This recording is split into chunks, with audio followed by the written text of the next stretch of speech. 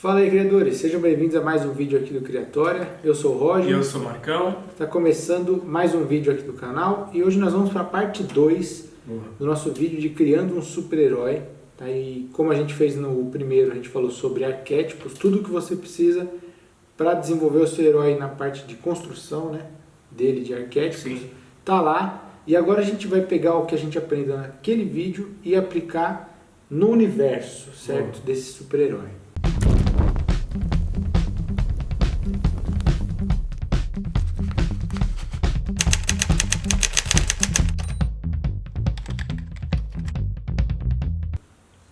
Então é o seguinte, você definiu, você conseguiu agora, você já tem qual é o arquétipo de Jung, seu personagem né? Qual é a casa que ele se encaixa, ele é um herói, ele é um fora da lei, é um governante, é um explorador, seja lá qual for, que todos esses vídeos, relembrando, estão na nossa playlist do Arquétipo Pop, falando sobre todos esses arquétipos.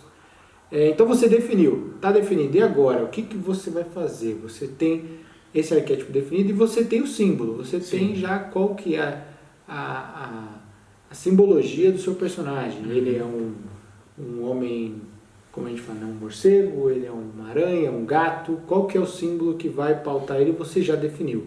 O que fazer agora? Então, primeiro indo para o arquétipo de Jung, que foi o primeiro que a gente falou lá. Tá? Se você definiu a personalidade, né, você tem todo a planilha, toda a cartilha do que o seu personagem, como a gente falou lá no primeiro vídeo, acredita, o que ele valoriza, o que ele tem medo, quais são as falhas que ele pode ter, quais são os pontos positivos que ele pode ter. Então esse é o momento onde você pode começar a pensar em toda a franquia como geral. Principalmente, a gente está falando de super-heróis, e eu estou fazendo um personagem... Vou dar um exemplo de um arquétipo X. Governante. Eu vou lá nesse arquétipo governante e vou ver qual que é o aspecto sombra. Qual que é o medo desse cara. Né? Qual que é o problema com esse arquétipo. O que ele pode se tornar se for ruim. O que é ruim para ele. O que ele tem medo. E isso vai começar a definir mais ou menos quais são os conflitos principais que eu posso colocar nessa franquia. Né? E principalmente, aí a gente fala isso em todas as vezes que a gente vai falar sobre criar personagens, criar histórias gerais, nessa hora você define o seu público-alvo. Exatamente. Né? Nessa hora você fala assim, bom, eu tenho um personagem que é um explorador e o arquétipo de símbolo dele é o sol. Sei lá, qualquer chute, uma estrela, né? Eu quero contar essa história desse personagem para quem? Para uma criança, para um adolescente, para um adulto, ou eu quero alcançar todo mundo. Tenha em mente que quanto mais específico você for, mais fácil é a linguagem. Exatamente. Né? Mais você vai falar com uma pessoa só. Quanto mais abrangente, mais perfis diferentes de pessoas você tem que agradar. Sim. Né? Quando as pessoas faziam críticas aos filmes da Marvel não terem peso, né? Não terem profundidade, era entendível isso, mas você começa a entender quem eles queriam alcançar. Eles queriam alcançar a família. Isso. É um filme onde o pai leva a criança, seja a criança masculina ou feminina, né? Menino ou menina, e eles conseguem, tanto o pai e a mãe, quanto a criança se divertirem assistindo. Que em Hollywood tem essa pecha de 4 quadrantes, né? Então são homens, mulheres, não sei se é homens novos, homens velhos, mulheres jovens, mulheres velhas, uma coisa assim, que são os 4 quadrantes de você atingir a massa do público, né? E aí para isso você tem que ter uma linguagem diferente de você fazer um filme de PEGI 18, né? De classificação dos 8 anos. Mas falando em quadrinhos e em super-heróis, você sabendo sobre arquétipos, como editor e criador, você vai ter que saber que cada herói vai ter que ter um arquétipo. Por mais que você possa até repetir depois que você já tenha bastante.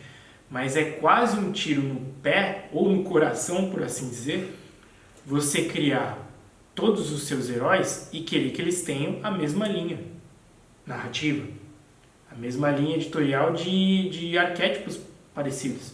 Porque você vai atrelando somente a um público, vai perder muito mercado e não vai ser fazer sentido para o universo. É. Porque uma vez que todos os seus heróis, ou a maioria deles, têm o mesmo arquétipo, eles vão reagir às situações narrativas da mesma maneira. É diferente você ver um Batman e um Super-Homem e ver a dualidade deles, que um é o arquétipo do herói correto, que eu poderia resumir mais ou menos no coxinha, digamos assim, o cara certinho, o escoteiro, e o outro é o fora da lei, o rebelde, o Batman. Eles falam de um jeito diferente, se posicionam de um jeito diferente e, obviamente, que tem públicos diferentes. Não quer dizer que tenha muita gente que é fã dos dois. Tem.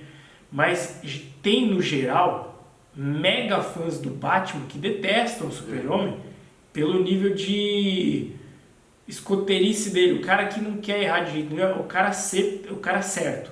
É muito certinho pro meu gosto, eles falam. Eles não gostam do Super-Homem. E muito fã que é fã do Super-Homem porque é o cara nobre, o cara justo, e não é fã do Batman. Existe isso. Por mais que o Batman atrele muito mais gente, porque a gente vive numa sociedade de gerações que não é muito correta ao extremo. Sim. O ser humano em si não é muito correto ao extremo. Então a maioria se interessa pelo Batman. Agora, se você pegar da Marvel, o Homem-Aranha, por que tem gente que adora o Batman, adora o Wolverine, porque é uma personalidade mais agressiva, até da pessoa, e acha o Homem-Aranha um bosta, como eu já ouvi isso. Porque não gosta do que o Homem-Aranha passa. Agora, tem gente que acha o Homem-Aranha fantástico e não gosta do Wolverine, porque não é uma pessoa agressiva. São linhas diferentes, em vilões diferentes, coadjuvantes diferentes, e a personalidade do herói, obviamente, é diferente. Então, quanto mais linhas você tem narrativa de arquétipos diferentes para cada herói seu, melhor o seu universo fica. É o que a gente começou a fazer no nosso, é o que mudou o jogo. E é o que a Marvel e a DC sempre fazem. Você enriquece o seu leque criativo, né? Mais possibilidades. Mas isso é um fato. Você vê como até hoje, uma coisa que a gente estava até conversando, a Marvel e a DC, e a Marvel conseguiu criar no universo cinematográfico uma discussão de Team Cap versus Team Iron Man. Claro que vem dos quadrinhos, vem da Guerra Civil dos quadrinhos, mas a grande massa ela é alcançada no cinema. E você vê pessoas, não é aquele negócio assim, eu prefiro o Homem de Ferro do que o Capitão. Tem gente que, eu sou Team Iron Man, eu odeio o Capitão, ele é chato. Como tem muita gente nos grupos de Facebook, que eu vejo nos grupos da Marvel, que fazem memes zoando o patrono, assim, o líder da Marvel, que eles não gostam. Se eles são Team Homem de Ferro, eles odeiam o Capitão. Se eles são Team Capitão, eles não gostam do Homem de Ferro. E aí um fica tentando diminuir o outro. Então rola isso. São valores muito diferentes. Né? A gente vê, por exemplo, eu que gosto muito do Super-Homem, você vê uma parada que é muito clara. Quando a gente fala dos arquétipos, como eles definem esses personagens. Né? Se o Super-Homem pega um cara e ele tem que interrogar esse cara para saber onde está uma bomba ou algo do tipo, claro que com os poderes isso você vai melhorando e tal, mas às vezes ele pode usar a audição para entender uma mentira, ou às vezes ele vai direto, ouve a bomba e salva. O Batman, ele tortura o cara. Sim. Né? Sem matar. Sem matar. A gente vê, às vezes o cara tá machucado, ele aperta o machucado do cara. O Superman não faria isso. Né? Se você faz uma cena do Superman torturando alguém, você saiu do arquétipo base dele. Né? Então, como o Marcão falou, quando você definiu lá, o cara é um fora da lei, ou seja, ele quebra regras, isso é um fato. E ele tem um arquétipo morcego, que é noturno, que é sombrio, está atrelado na cultura pop a algo trevoso, né? Exatamente. Você já está meio que definindo com quem você vai falar. E é legal isso, porque o Batman ele tem essa pecha do Halloween. E é uma cultura lá na norte-americana que até aqui foi difundida. Como tem muito Halloween em escola aqui, principalmente nas escolas de inglês. E eles exportam, galera. Teve até um projeto do Lula para tirar Halloween na época. Eu não me lembro. Que era para tirar Halloween, só podia ter saci. Por quê? Porque veio a abóbora macabra, veio o lobisomem, o Drácula, veio um monte de arquétipo. E o morcego, ele é um arquétipo gótico de Halloween. É interessante isso, porque ele está atrelado àquilo. Então, essa linha gótica de bruxa, de Halloween, cara, você está falando desde bandas góticas, de movimentos góticos que rolam muito na adolescência, e até teve época dos góticos que eu nem lembro quando foi, mas tinha isso, e você coloca toda essa simbologia, essa essência no personagem, você está falando com muita gente. É um arquétipo muito forte isso, de mostrar que a vida não é tão bonitinha assim. Eu acho que o Batman passa essa sensação. E é por isso que o personagem, ele é, posso dizer, top 3 assim, dos mais famosos do mundo. Basicamente é isso. Essa questão, né? Em uma franquia de um herói, arquétipo herói, você vê o mundo quase preto e branco. Sim. O que é certo, o que é errado. No mundo do fora da lei, as coisas são cinzas. Né?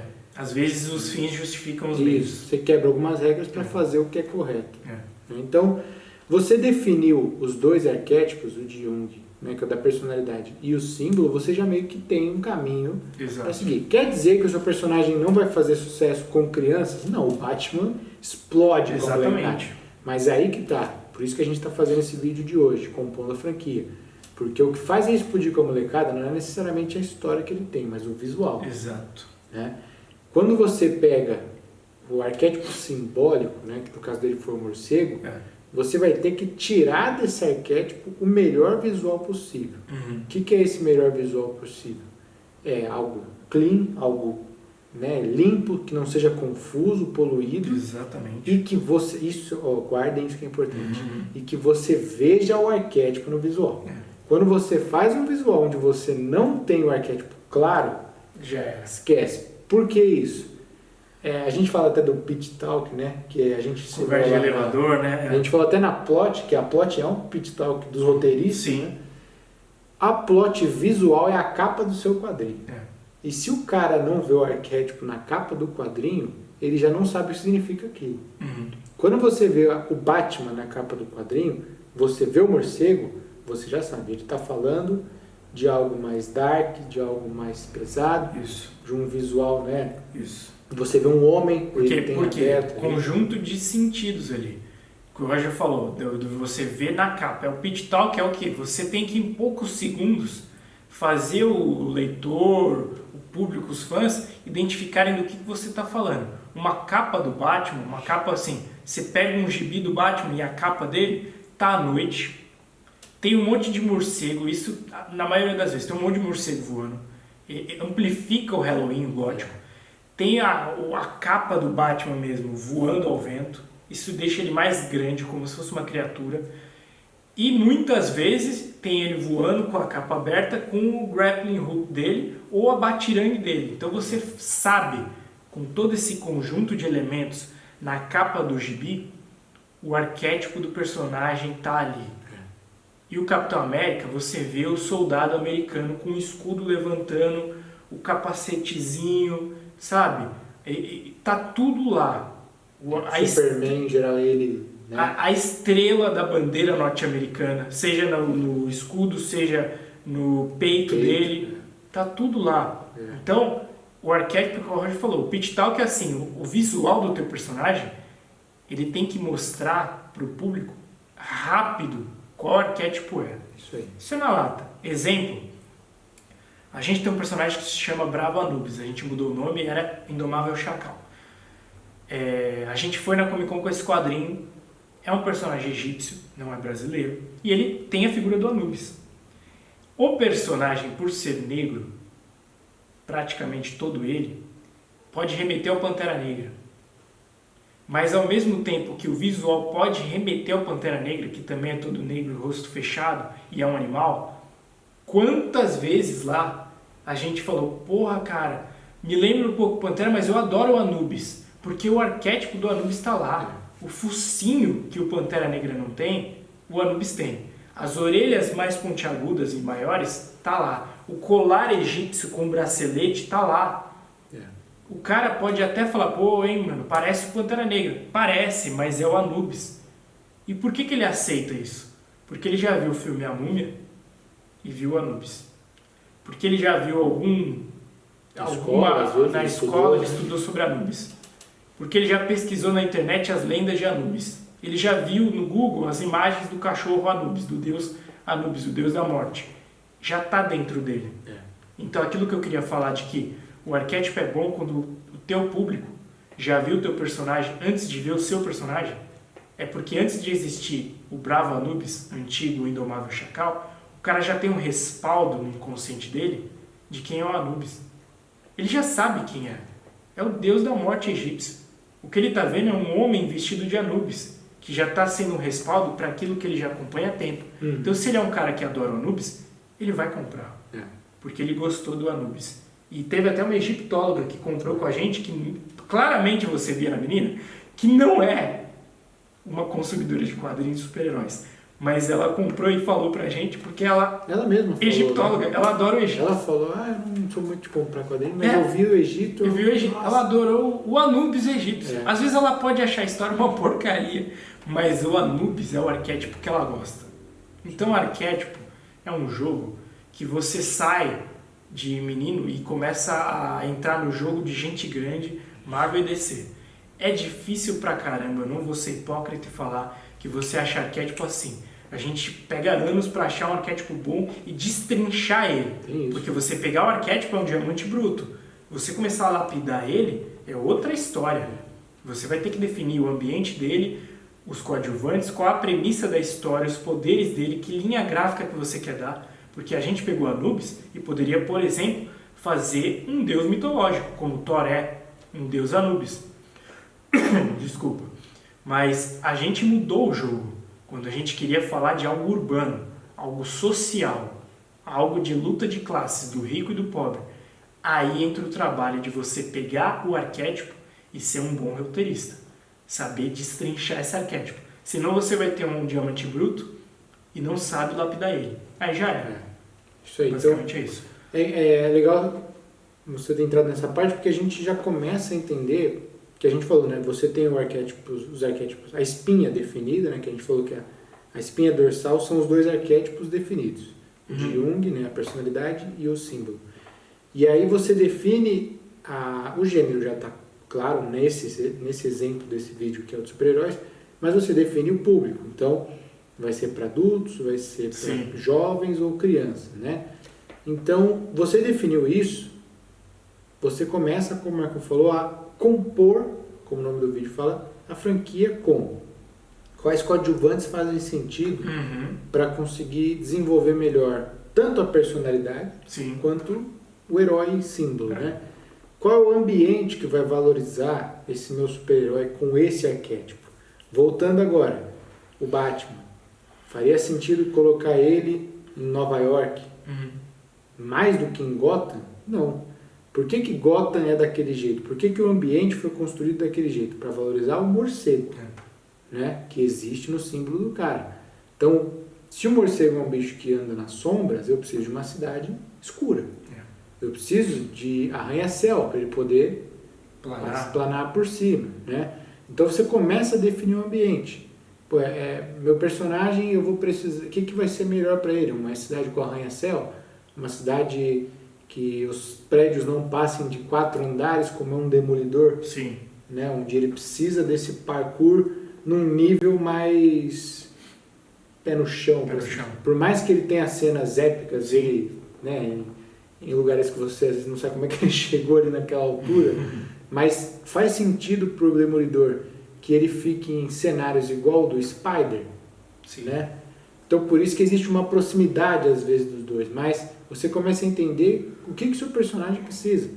E aí de novo volta naquela, por que eu vou fazer, não é porque eu sou um editor, trabalho como editora brasileira, que eu vou fazer o meu Anubis em São Paulo, eu vou fazer o meu Anubis no Rio. Qual ambiente vai valorizar melhor o meu arquétipo? Se o meu arquétipo é egípcio, eu vou jogar ele no Egito. Exatamente. Né? Claro, existe aí conforme você vai estudando super-heróis, você vai entendendo que o arquétipo urbano ele é sempre muito melhor no sentido de empatia, de você conseguir chamar a atenção do gera leitor. Proximidade com quem mora na cidade. Muito mais gente mora na cidade, vai consumir seus quadrinhos e mora na cidade. E aí você entende o porquê que um Thor ele aparece em Nova York, né? Por que uma Mulher Maravilha luta em Washington, luta em Metrópolis com o Superman, por que o Superman está em Metrópolis. Você começa a entender que existem ambientes que são melhores para os super-heróis, como o ambiente urbano. Agora, urbano por urbano, ou seja, eu colocar em São Paulo ou no Cairo, Sim. aí eu ponho na balança. O que São Paulo me oferece para o Anubis? O que o Cairo me oferece para o Anubis? Bom, um tem o MASP e o outro tem as pirâmides do Egito, né, de Gizé. Acho que eu vou para o Cairo, então. Então você começa a definir. Então o ambiente ele é muito bom para isso. Os coadjuvantes, o meu personagem, como a gente falou lá no outro vídeo, meu personagem é um fora da lei. Se ele está contra as regras, uma coisa que já é bacana é colocar alguém que imponha regras nesse universo. Sim. Como a gente falou, o Batman é um fora da lei, uma presença forte no Batman é o Gordon, que é um cara que está ao lado da lei, né? E aí você coloca eles como amigos, ou seja, você deu uma boa trama para esse conflito do Batman, né? Ao mesmo tempo, como você começa a definir os problemas, o Marcon deu a letra, o Batman ele está imerso totalmente no Halloween. Quais problemas, quando a gente fala de problemas de heróis, são os vilões. Qual a temática que esses vilões vão ter que ter? Combinando com o meu arquétipo. Se o meu arquétipo é o do morcego que está no Halloween, tá aí toda a gama que eu posso utilizar. Muita gente, uma coisa que eu reparei essa semana, a gente até sempre fala, né? Pô, você tem o espantalho, você tem o crocodilo lá, que é o monstro, você tem o palhaço que se tornou uma figura de terror na cultura pop também, né? Então você tem o palhaço do crime, que é o Coringa. E eu andei reparando, você começa a ver que até o Duas Caras ele tem aparência zumbi. Tem, e é um arquétipo. É um zumbi. Então você começa a ver que... Só que é aí que tá, você começa... O mesmo trabalho que você teve pro seu herói, você vai ter que ter pros seus vilões. Exatamente. Não é só jogar um zumbi. O que eu posso dar para esse zumbi? Para ele ficar original. Para ele ser único, né? Então ele é um meio. Exatamente. Ele usa uma moeda e tal. Então você começa a trabalhar os problemas, os conflitos em cima da temática do seu arquétipo, né? E aí os coadjuvantes, bom, de definir que ele é um fora da lei e tal, ele vai ser um humano, ele não vai ter poderes. Bom, mas se ele tem que lutar, ele tem que ter recursos. Sim. E aí você começa a trabalhar. Né? E aí, que é a grande questão. A gente colocou esses 4 pontos, que são os 4 pontos que vão vir logo depois da definição dos arquétipos. Então você tem visual, como a gente falou, o arquétipo de símbolo lá, ele vai te dar qual é o visual. E aí no visual, o Marco, que é o encarregado aqui do visual do Art Studios, você me passou. A gente tem visual de rosto, composição, né? De linhas, exatamente. E as cores, né? E as cores. Então você tem... E a gente chega num âmbito muito importante também, que depende do quanto você aposta no herói ou não, mas o logo do peito, ele é muito importante. E não se faz o logo do peito e fazendo. Você tem que jogar a cor certa e você tem que pensar numa coisa que nem todo mundo pensa. E eu só faço igual porque Marvel e DC fazem, e eu, obviamente, pego essa fórmula e transporto para a Prod, que é a simetria do logo. Tá? Nosso cérebro associa melhor imagens mais clean quando elas são espelhadas. Isso não é o Marcão que está inventando. Não sou eu que estou inventando. Desde a Apple, sobre design. Desde muitos logos mega assim. Então, quando o lado esquerdo do logo é exatamente igual ao lado direito, é mais fácil da gente associar.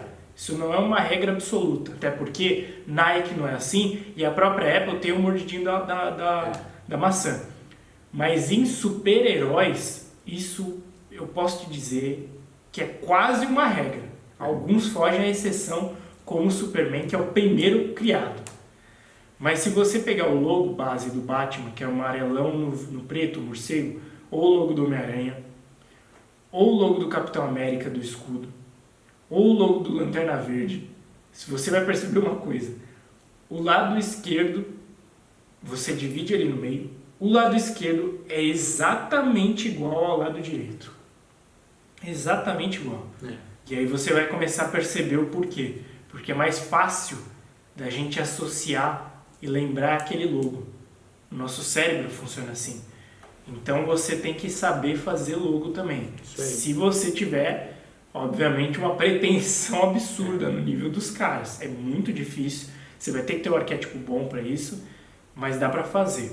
E aí o design de rosto ele vai ter que nem o Rogério falou, o pitch talk é você mostrar em imagem, sem palavra nenhuma, que o arquétipo do teu personagem é tal.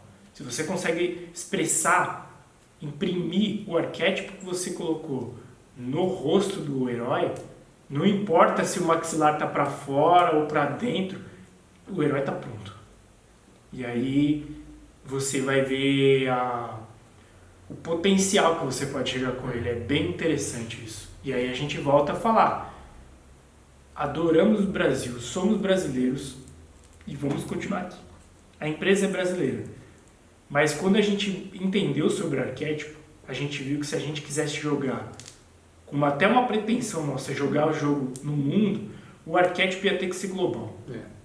Então, a gente teve o nosso patriota, né, que era o arquétipo do herói, que foi a coisa mais difícil para ser feita no nível do Super-Homem e Capitão América, que era a primeira instância, um soldado brasileiro. Mas como a gente percebeu, e a gente respeita muito quem cria esse tipo de herói, mas pra gente não fazia sentido desde que a gente já tivesse colocado um Anubis no Egito. Se a gente colocou um Anubis no Egito e ficou bom e vendeu na Comic Con, já era um respaldo que as pessoas aceitam arquétipos de fora. Então, o soldado brasileiro é um arquétipo bom? É, mas é o 3 da Alemanha. Pra quem não viu o vídeo primeiro, assista o primeiro que vocês vão entender essa piada. É nichado. O arquétipo global é o quê? A cultura greco-romana. E é por isso que a gente criou um personagem baseado nessa cultura. Porque muita gente estuda em escola.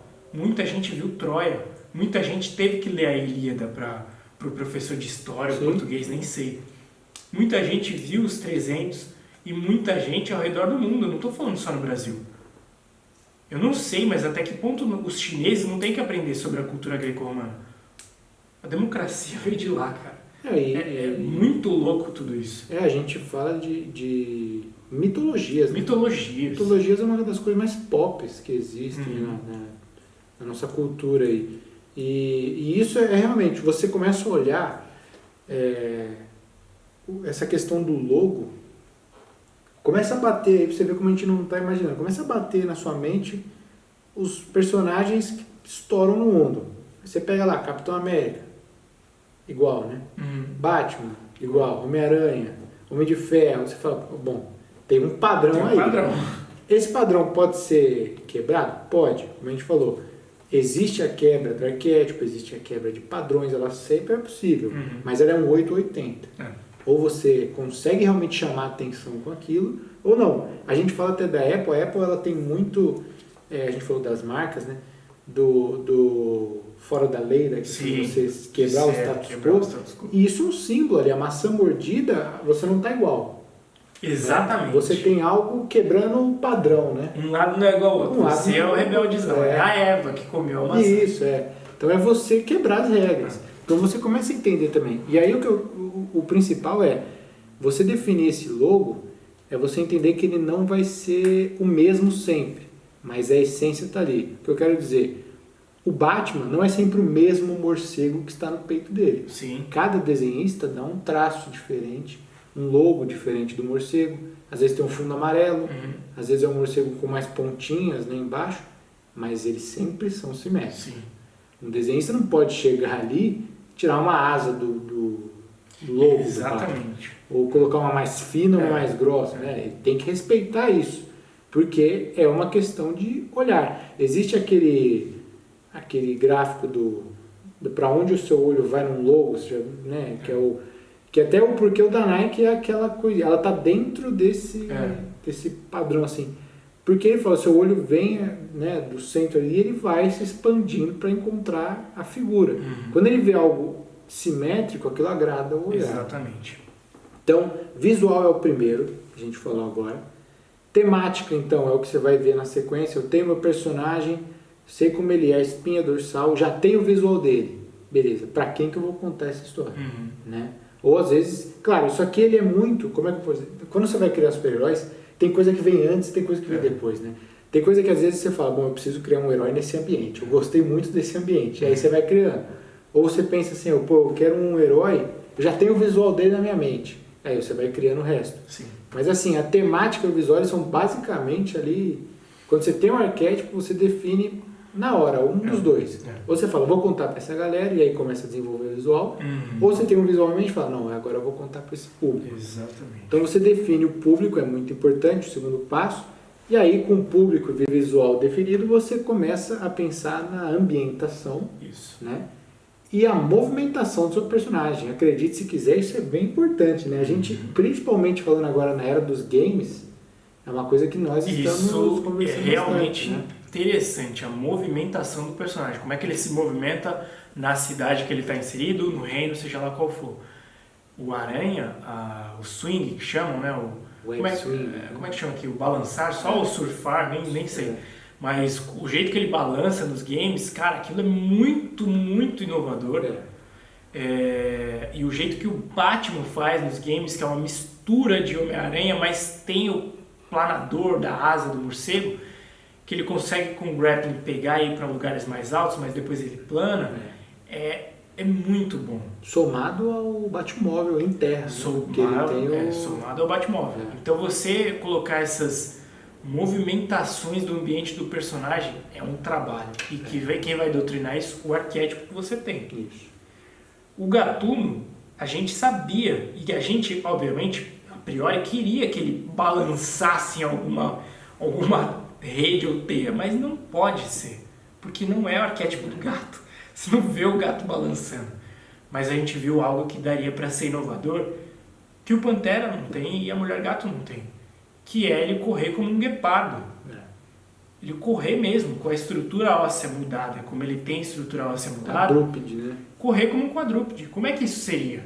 E a gente conseguiu fazer, e é isso que dá a carga inovadora. Porque se num futuro rolar um jogo, alguma coisa, é essa premissa, essa temática que vai fazer a jogabilidade ser diferente e o personagem ser original. E é importante isso porque a gente tem, eu não sei se...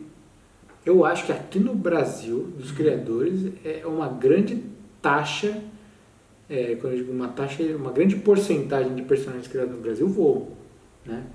E o voar, ele está muito relacionado a certos arquétipos, mas ele tem esse ponto. Você colocar uma movimentação de voo, ela é uma movimentação fácil, né? Ela não exige, logo depois, que haja um desafio para o personagem. Então, tá errado colocar voar? Não, nem um pouco. Mas, como a gente falou, tem em mente o público, né? E tem em mente as possibilidades que você abre colocando um parkour e as possibilidades que você abre tirando. Eu vejo, por exemplo, eu sou fã do Super-Homem, mas eu imagino que uma movimentação em um jogo do Demolidor seja muito mais divertida do que uma do Super-Homem, onde a graça é você voar a milhão e chegar no lugar. Sim. Você não tem que, no máximo, desviar dos prédios, mas você pode voar acima deles, então não tem tanto problema. Com certeza. Então, foi lá, visual, temática e ambientação e movimentação, e aí a mecânica dele, como ele luta, como ele vai combater o crime, ele tem apetrechos tecnológicos, ele tem poderes. Os poderes são bem importantes quando você fala do arquétipo. Né? Você não pode sair jogando poder aleatório em arquétipo que não tem nada a ver. Exatamente. Põe um raio laser no Batman aí que você vai ver que você acaba com o personagem. O arquétipo, porque o morcego não faz isso. Aí você vai falar, pô, mas o morcego, tem o morcego vampiro, porque ele bebe sangue. Tudo bem, só que o personagem não está no nível místico. Isso aí. De pegar as pessoas e mordê-las como um vampiro. Ele é urbano. Ele não tem poder, é um homem. Já está subentendido isso. Então todos os poderes dele vêm pelos gadgets. É aí que muda o jogo. Isso aí. Então, coisas desde o básico, como você vê uma aranha e saber que ela precisa de uma teia, precisa de um super pulo, esse personagem, até as coisas que você tem que começar a pensar meio que fora da caixa. Por exemplo, você deu um anel do poder para Lanterna Verde. E agora? O que eu faço para deixar esse anel único? Soltar raio, todo anel pode soltar. Sim. O dele não, ele forma o que a mente do portador imaginar, ele forma. Já é outra coisa, né? Outra parada totalmente diferente. Vou fazer um rei de Atlântida, tenho que jogar um tridente na mão desse cara, né? Então os poderes, a mecânica de combate, tudo isso aí vai ser muito fundamental para você marcar o seu personagem na cultura pop. Acredite ou não, tem certos personagens que são muito mais famosos por terem começado, serem os pioneiros em algum poder ou a maneira como eles usam, do que de fato a história dele. Com certeza. Eu, dando um exemplo, não é falando mal, porque eu acho o personagem muito bom, mas qualquer criança vai até os 10, pelo menos na época que eu era criança, até os 10 anos eu não sabia a história do Ciclope. Eu não sabia de onde vinha o Ciclope, do X-Men. Mas eu sabia quem ele era, porque eu achava maneiro ele pôr a mão no óculos ali e soltar um raio. Então, pô, como é que você pega o arquétipo? Olha que inovação, você pegar o arquétipo do Ciclope e pôr um raio. Criatura grega. E pôr um raio laser num óculos. Ficou muito maneiro isso, né? Aí você falou, o Ciclope não solta raio, mas isso são visuais, é o que a gente falou.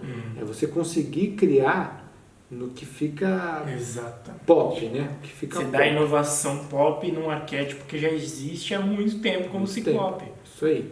Então, o que você consegue colocar nesses 4 elementos vai vir tudo do arquétipo. O visual, a temática, a ambientação e a mecânica. Tá? Com isso, somado ao que você criou lá no primeiro vídeo, você tem já um bom início para o seu personagem. E aí é começar a ir trabalhando, porque não adianta você querer criar a franquia toda já na primeira HQ. Você tem que ter um domínio do ambiente, dos principais coadjuvantes você tem que ter um domínio, né? Quem vai ajudar, mas vai desenvolver muito mais. Eu tenho certeza que você olha para as franquias gigantes na cultura pop, Ra's al Ghul não estava na mente do cara, do Frank Miller quando ele renovou a franquia do Batman lá, com o Batman no 1. Assim como às vezes uma corte das corujas que apareceu agora também. Então são coisas que você vai criando durante o tempo, mas se você não tem o arquétipo, você não tem mais nada. Chão para criar isso aí, né? É isso que mudou o jogo. É isso aí. Então, acho que foi isso aí. Deu para passar bem nessa parte 2 aí, completar essa criação do super-herói. Qualquer dúvida que tenha ficado, pode comentar aí, mandar pra gente essa mensagem que a gente responde, tá? E tenta ajudar na maneira que for possível. Se curtiu o conteúdo aí do vídeo, dá um joinha, dá um like. Se não é inscrito no canal, se inscreva para receber mais dicas e mais ferramentas aí para te ajudar a criar suas histórias. E até o próximo vídeo, galera. Falou, galera. Até a próxima.